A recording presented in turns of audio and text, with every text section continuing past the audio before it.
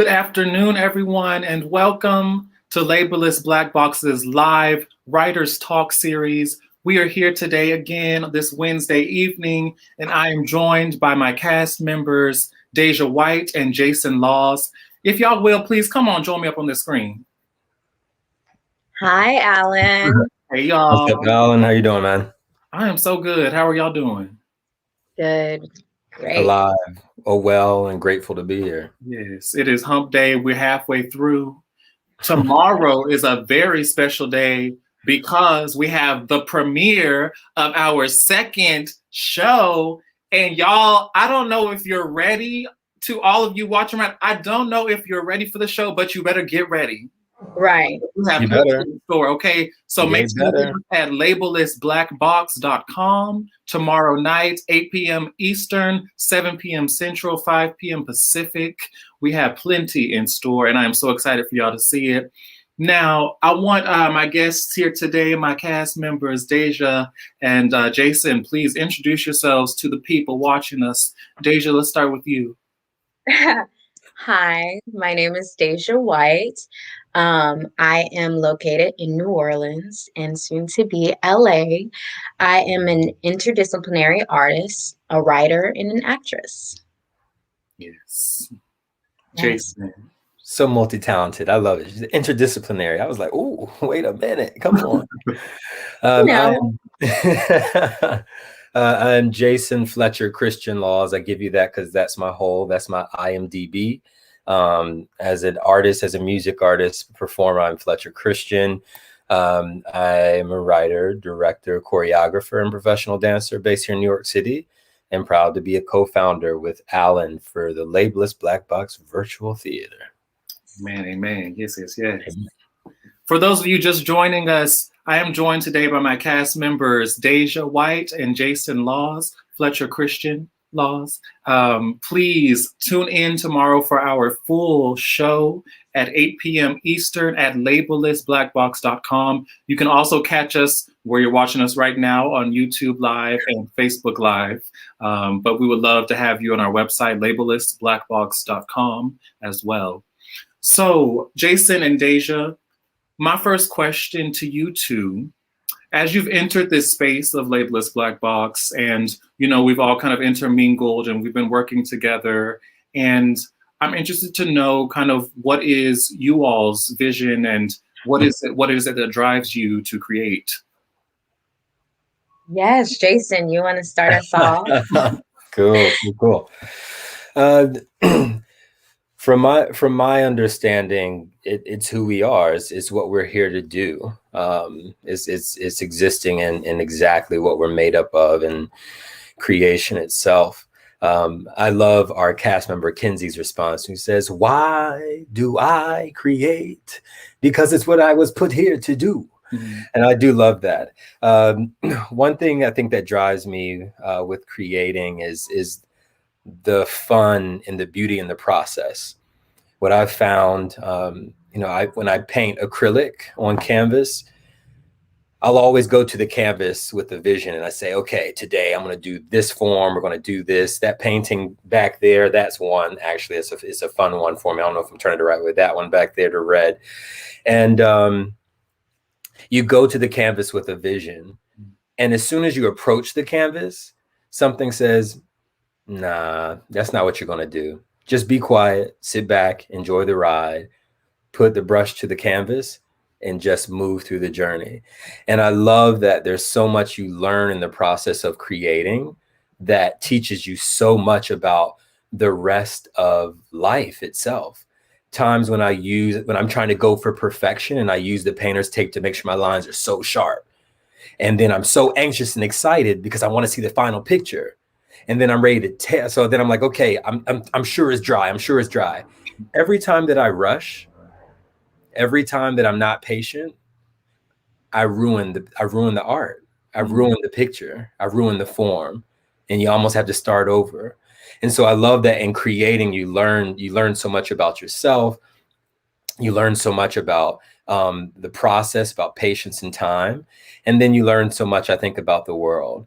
And so what that connects to me for is Alan, when you and I, started having conversation, about this baby, this idea, there's an opportunity to serve based off of what we've seen and what we've experienced, right? We've experienced not being in safe spaces. I experienced being at Second City Conservatory taking acting, and when the director asked each actor, please, write down the type of roles you want. And I said, let's go. I'm going to be the football quarterback, the lead romance love interest. I'm going to be the ingenue. And his response was, well, I mean, look at you, like, you're Black. The likelihood of you getting that kind of role is not going to happen. So you should just consider something else. I've never been the person to take that kind of BS. Quite frankly, I know we're live, but that kind of bullshit, I've never been one to take that and ride with it. And if that means we got to go out into this world, learn the spaces, and then find and create our own spaces, that's what we'll do. And here we are. So that's a little glimpse. But I'd love to hear some of Deja. Yes. Alan, when you first asked this question, something called upon the moment I realized I wanted to do acting. Okay, so my first love was music. I used to love to sing, but I had some difficulties in my life. I had a little vocal injury very early on, and I kind of had to lean into some of my other art practices that I may not have given as much attention to. And I remember we did a show when we were much younger. Me and Alan, we were in Footloose. Oh, Yes. Yes. We were in Yes, it was an interesting experience for sure. But we were young and we were in high school and we were doing Footloose. And I remember, I don't know if it was the opening night or if it was the many nights after that, but we had this huge platform and all the girls were at the very top. And it was probably me and like 2 or 3 other girls, right? Main characters. Of course, we loved it. It's whatever. Okay. And right before we went on stage, I remember my heart just pounding. Boom, boom, boom, boom. And when that curtain opened, there was something that came over me. I don't know if it was fear, if it was excitement, if it was whatever it was. I knew in that moment, I want to do this for the rest of my life. And somebody asked me today, they said, Deja, so what is it? Is it fun? And in my head, I was like, I don't know. I will tell you one thing. This experience has been the most fun I have ever had because I've been in a safe space, right? This is my first time being able to be around my community and, not feel like I have to be someone else or, switch or code switch or anything like that. But for the first time, who I am and what I do is inherently valuable. And that is something I've truly gained in this experience with LBB. But on top of that, it's just like, I don't know if that feeling that I got was the excitement or what it felt like to be afraid of doing something that you knew mattered, and walking into that purpose and saying, yes, today I'm doing something that scares me. I'm going to do it every day because I believe in it. And for me, when it comes to performing, writing, acting, I feel like growing up, so many people that I knew had families that both the mother and father were working. So the television, what we consumed, became our parent, became our confidant, our friend. We saw life played out in different ways than what we experienced. And I feel like telling those stories, we bring ourselves closer to one another. Our communities come to healing. And I think that's why I do what I do, because I know that what I do allows us to heal and it allows us access to healing. Yes. Yeah. What a beautiful answer. And I love that both of you really are touching upon, I think, what is the beautiful thing about this group is that, all of us are across the country. And in this time of this pandemic, we aren't necessarily allowed to be in the same room or the same space to create with one another, but we have figured out a way, as Black folk typically do. Yes. We have figured out a way to create something out of nothing. Yes. Out of this black box space that is endless and that is limitless and that is labelless. Yes. And so I am so very grateful for both of you and all the energy and the expertise and the power that you bring to this space. Thank you, brother. So with that said, I want to allow our viewers to see some of that power in one of our pieces that we showed at last month's premiere, which is entitled Never Have I Ever. And Fletcher Christian, Fletcher, get it right. Fletcher Christian wrote this piece, and it incorporates the entire cast, and it is a wonderful kind of nod to what started this group and what conversations really started this group about what we experience as Black people in this world and in this country. So let's play it at this time. My cup already empty. Period. And while you're refilling that cup, I got a question for you. Yeah. So, do you like corn dogs or a nice pancake breakfast sauce with the pancake around it? Here you go. All right. Like a pig and a bunny? Between corn dogs and sausage. We're going to go with the corn dogs. You're right. I don't want either one of them. Yo, real quick. Everybody have their mug? Does everybody have their mug? Yeah, we got it. Cool. Is Alan was just in here. Is he, where is he? Is he coming back? So looking for his mug. Hey, y'all. Hey, I'm back. Oh my God. She is definitely going to love this. We both love Never Have I Ever. And I'll just make sure y'all keep it real, okay? And use personal experiences from the group. Say less. Got it. Just y'all, please make sure turn the cameras off.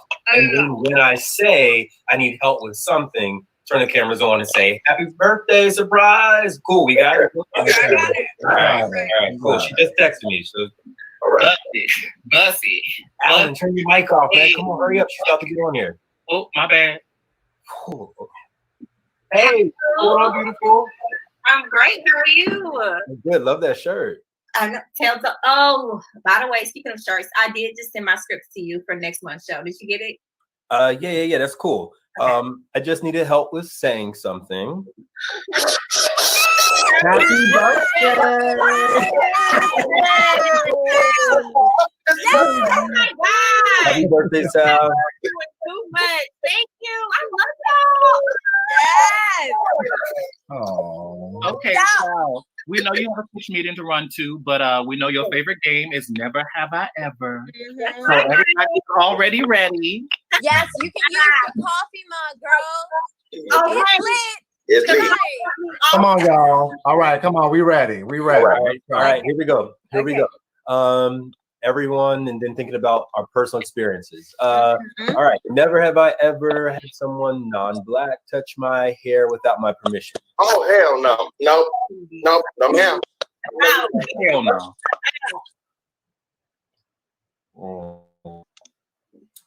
So we just don't lie, huh? We gonna lie during the game. We're not gonna lie today. All right. Come on now. All right. Okay, all right. Never have I ever had a casting director tell me to blacken it up, be more Black. Fletcher. All right, we being real. Okay. Fine. Okay. Oh, it looks like we're down to everybody one finger. Okay. Never have I ever been wrongfully arrested by the cops as a wrong suspect. What kind of Damn, nobody won that round. What kind of Aren't these questions supposed to be light and playful? I mean, Alan didn't say that. He said use personal experiences for our group. Happy birthday, girl. No. Happy birthday. This is wild. Thank you. Happy New Year. Okay. Fletcher, you are simple. Okay? Simple. Ugh. Sal. Yeah. Thank you so much. I gotta go. I love you. I love you. All right.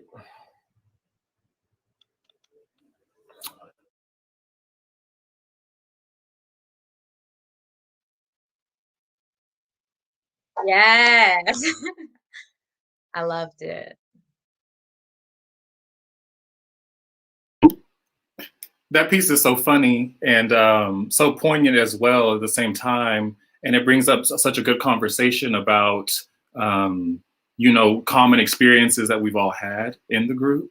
One of which I think that first question kind of touches on what you were mentioning at the start of our talk today, Fletch, about and Deja, you too, talking about not being in a safe space. And in that skit, there's that line about, a casting director asking you to blacken it up a bit. And so I'm wondering, Fletch, can you expound upon kind of what experience led you to write this piece?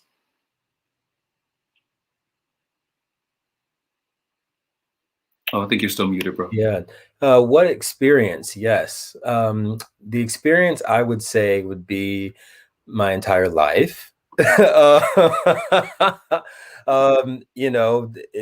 know what it is. I mean, thankfully, due to this new level of raised awareness and consciousness and conversations coming from the shadows and the trenches, now conversations like, the awareness of other groups of people and their experiences is now in consideration. The idea of safe spaces is in consideration. Considering the humanity of others that are not often portrayed, so they're not part of the main conversation. That's part of the conversation now.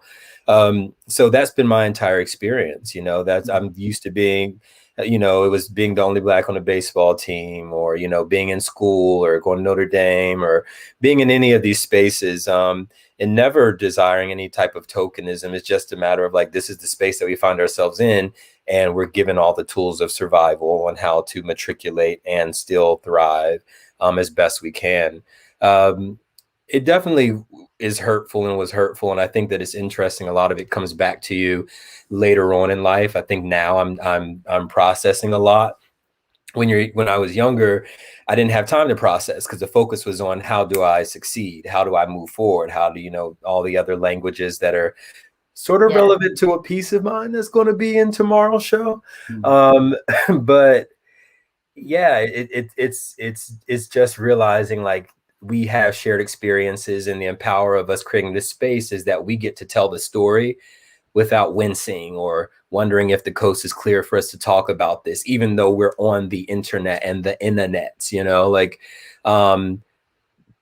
just that to me is what's powerful. So I think that that's where this came from, just an idea to have an inclusive conversation with all of us in different, parts of the same industry, all having unique experiences, but then finding out that they are similar. And then also taking something that's used as a social game and oftentimes, nuanced, to sort of flip it on his head and like, okay, well, you said you want some shared experiences, just looking at our group. Okay, great, let's do it. And there we were. So, yeah. I will say, Deja and I grew up together, and we grew up in an area in North Texas, in a suburb of Dallas that is, it's about 20 minutes outside of Dallas, and it's a rural town, or that's what it started as. It's continuing to grow. But so often what we were met with, I think, speaks to your experience as well, Fletch, in that there was a surrounding of whiteness that often made spaces feel as though they were not safe. For me, I can say it felt as though my expression in itself was a performance to appease those around me. Yes. And so being in a space like Labelless Black Box really allows for my full creativity to be put in place. And Deja, I'm wondering kind of if you can speak to that, or how in your writing process these things come up, even our experience growing up in Texas, child. Baby, first of all, I really want to say a little bit about that. You know, I truly feel that, and I resonate with that.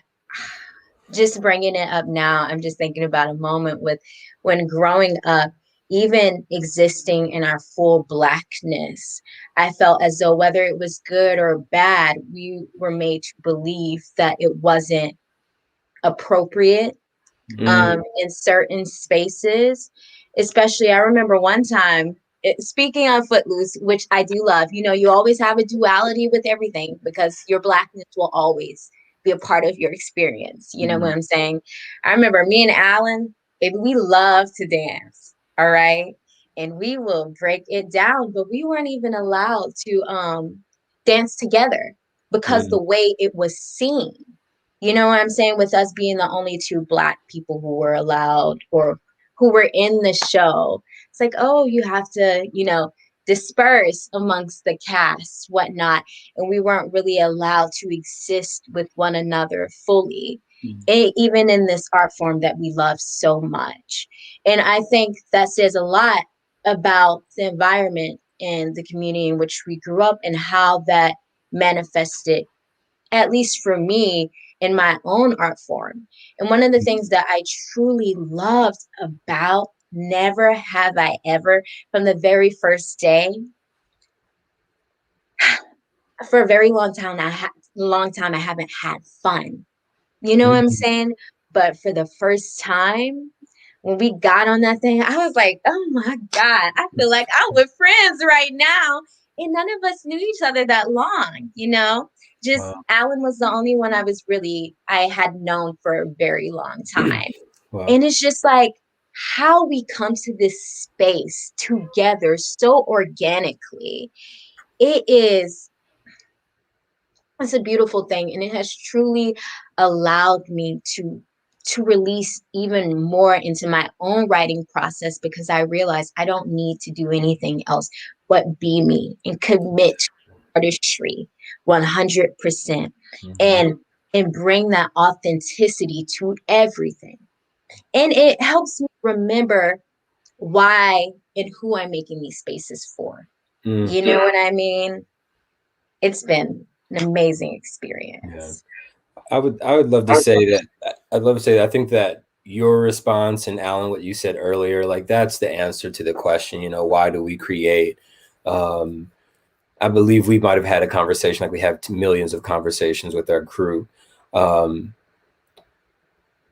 that we plant seeds to grow trees under whose shade we'll never know, we'll never sit under.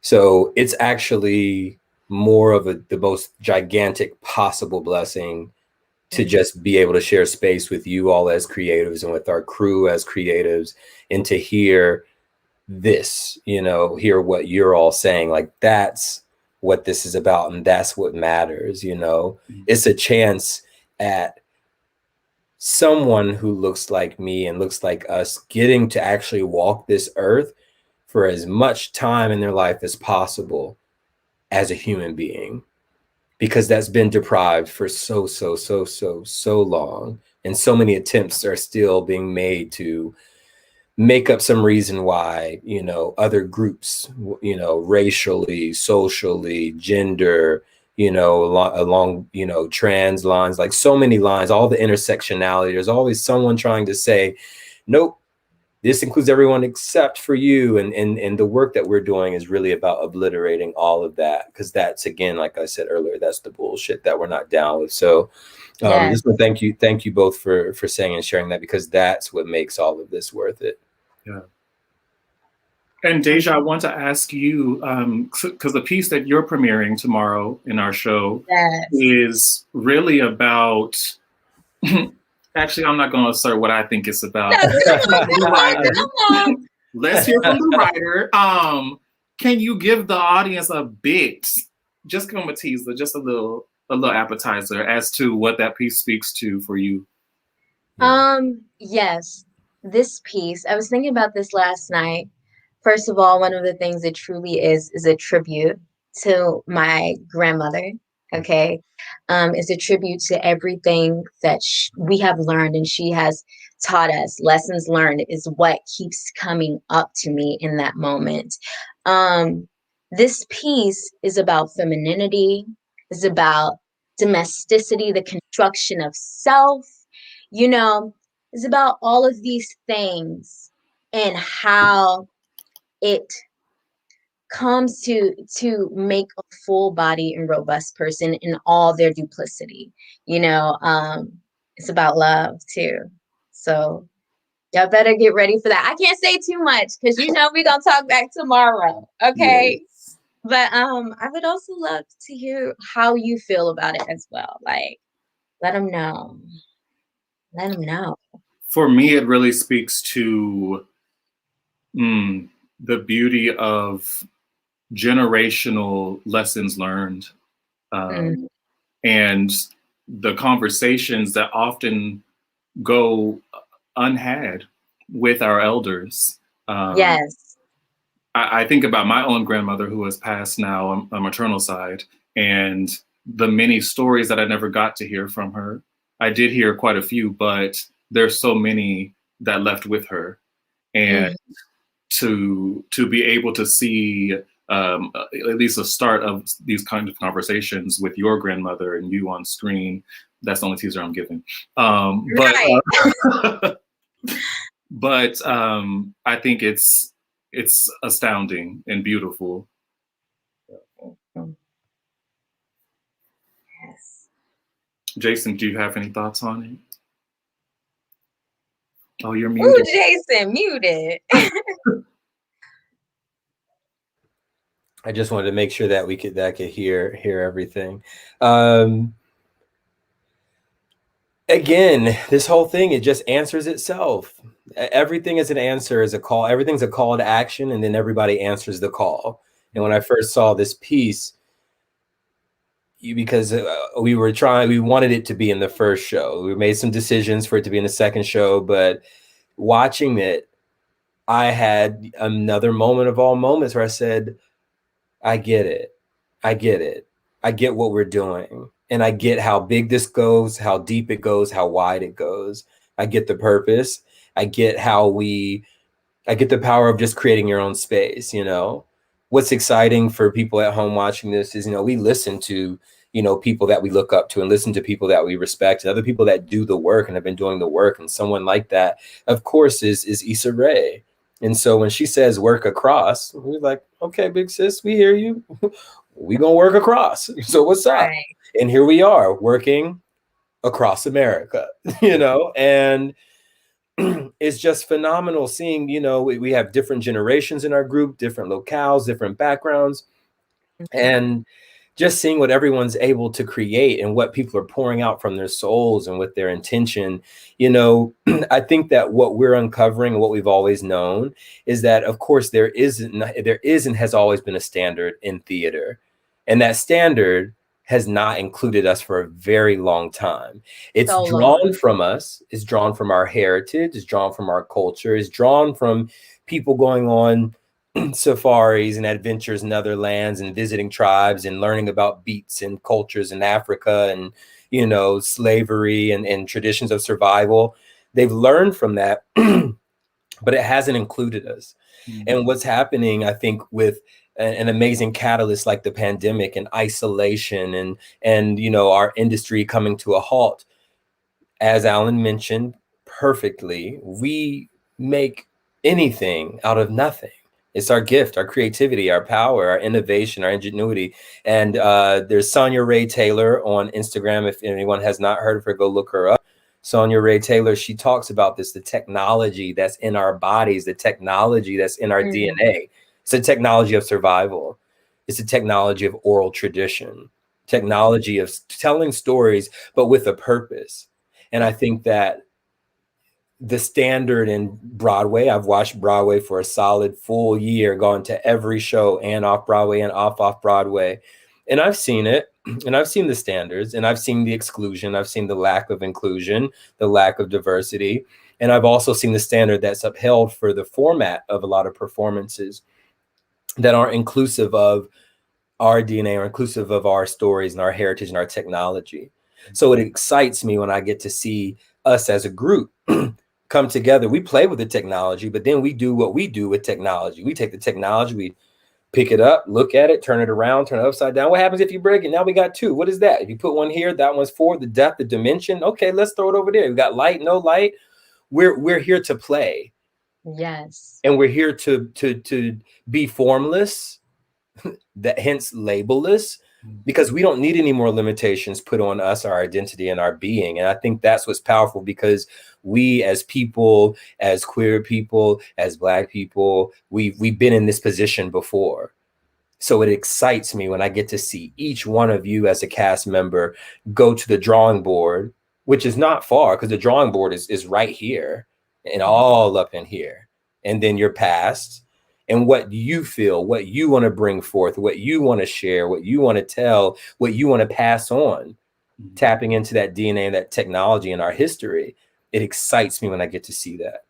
So the reason I think that if anyone who's listening to this, if you have not considered tomorrow, 8 p.m. Eastern, you need to be here, and you need to be at labellessblackbox.com, because when you see the piece from my sister here, who's so young, we're not going to do age, but so young, and this piece that she's done, there was a conversation that and I hope you're okay, but she was like, I'm not sure, like I feel, I'm having some doubts. And I said, you are artist, you are artiste, you are just as qualified, just like anyone you look up to, anyone who's been here before you. The only difference is you haven't done what they've done yet.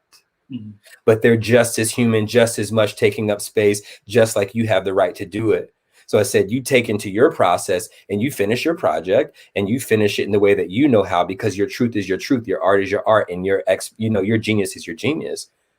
And I know genius because I've realized I've watched and paid attention my entire life. I've watched every advertisement, like every other person that works in an advertising agency.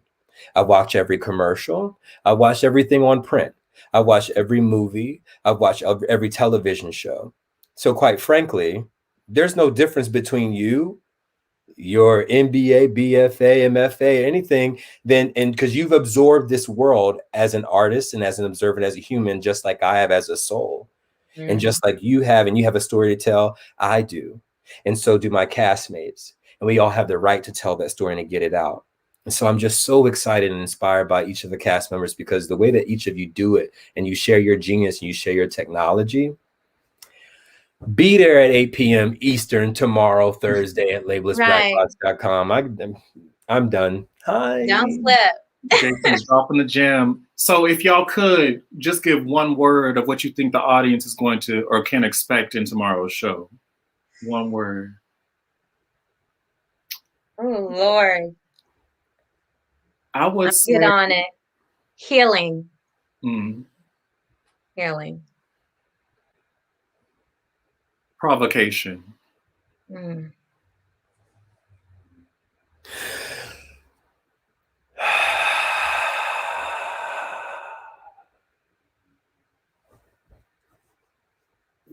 Fletcher, Deja, thank you so much for joining me today.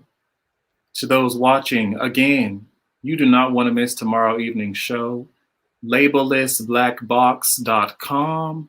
Be there, because we got some powerful punches in store for you all, okay?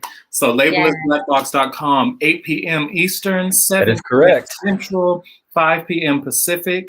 Catch us. And we'll be so excited to engage you all in our live after show, where we can continue these wonderful conversations and wrap up all the pieces. So yes, thank y'all so much. Thank you, Alan. Bye, y'all. Incredible. All right. See y'all tomorrow. Yes. Yes.